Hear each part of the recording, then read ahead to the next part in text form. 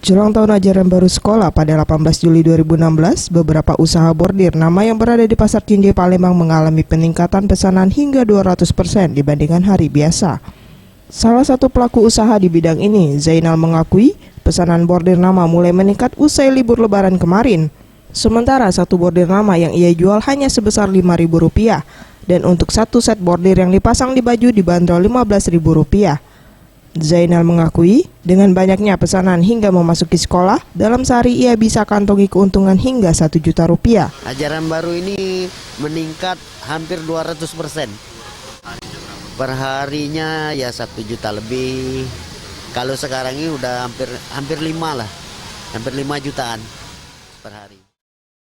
Pesanan bordir di tempatnya tidak hanya melayani persatuan, terkadang ada juga pihak sekolah yang memesan hingga 1.000 nama. Anugerah Sandi Pratama, Maulana Yusuf, Sriwijaya TV.